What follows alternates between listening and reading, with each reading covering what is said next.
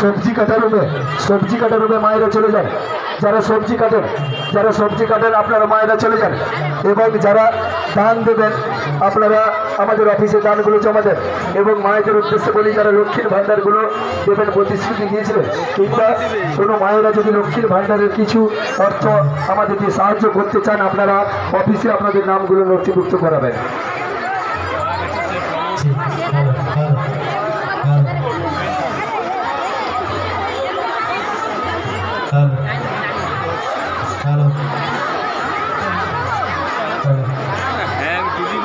চলে